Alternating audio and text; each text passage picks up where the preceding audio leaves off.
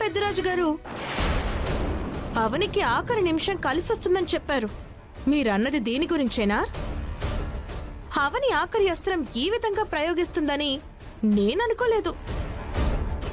పెళ్లిని ఆపడానికి ఎంతలా దిగజారిపోయిందో మీరే చూడండి. ఇంత సిగ్గులేని బతికేంటే బాబు నీది? ఇటువంటి పనులు చేయించడం కంటే అమ్మ పెట్టిన కండిషన్కి ఒప్పుకొని అక్షయ్ని మర్చిపోయి మా ఇంటికి రావచ్చు కదా. ఎందుకమ్మా ఇదంతా? ముందైతే నువ్వు ఇంట్లోకి అడుగుపెట్టు, తర్వాత ఏం జరుగుతుందో చూద్దాం. ఇక దీనికి అటువంటి అవకాశం లేదు, కోల్పోయింది. నువ్వు అనాథవని నా ఇంట్లో తెచ్చి పెట్టుకున్నందుకు ఇంత విద్రోహం తలపెడతావా? ఏం మనిషివే నువ్వు? నా ఇంటి తిండి తిన్నావని అవనికి న్యాయం చేయడం కోసం నీకిష్టం వచ్చినట్టు చెప్తావా? తాళపత్రాలు చదవడం మాకు రాకపోవచ్చు, కానీ అందులో ఏం రాసుందో గ్రహించగల జ్ఞానం నాకుంది. ఇంకోసారి లాంటి పిచ్చి పిచ్చి వేషాలు వెయ్యకు. వెళ్ళిక్కడి నుంచి. బిడ్డ పుట్టుక విషయంలో నన్ను అనుమానించారు, భరించాను. సత్యతో అక్రమ సంబంధం అంటగట్టారు, తట్టుకున్నాను. 100 సార్లు నన్ను అవమానిస్తున్నారు, సహిస్తున్నాను.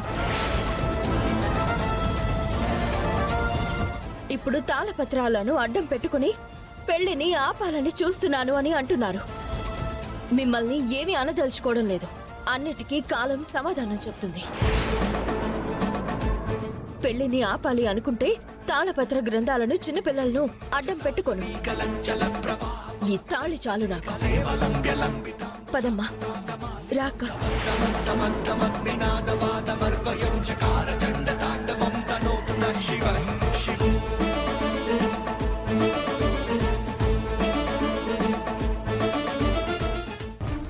తలుపులు సరిగ్గా వేసుకోండి వసంత. పదండి వెళ్దాం.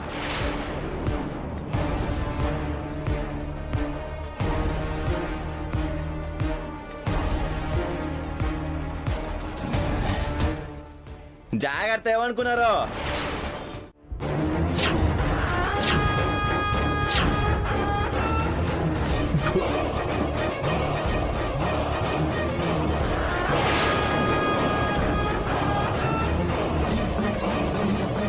నిజాన్ని రాసి చూపించడానికి చెయ్యి కూడా పని చేయదు. 2 చేతులు చచ్చుబడిపోతాయి.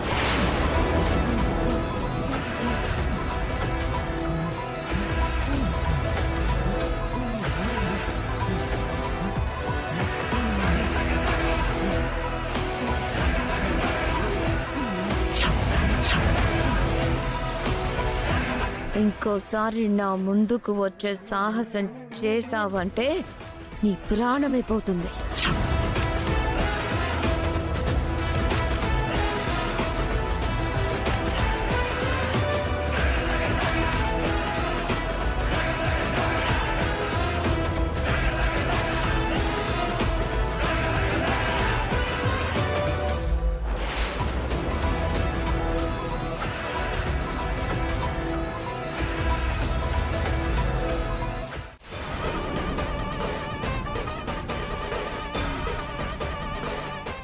నీ గురించి ఎందుకు ఆలోచించకూడదు?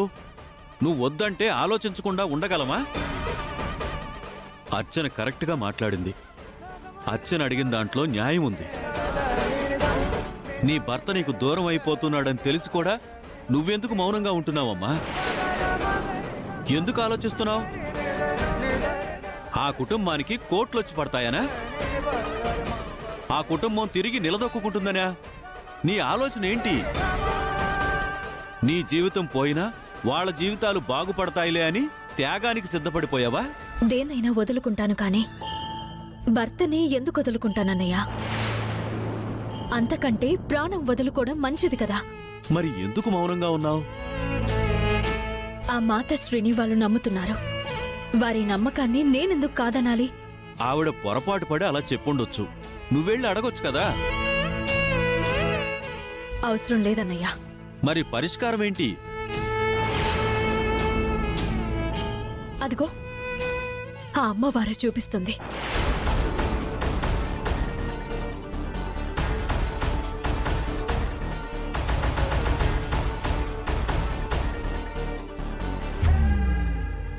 ఇదిగో ఈ తాళి చూపిస్తుంది.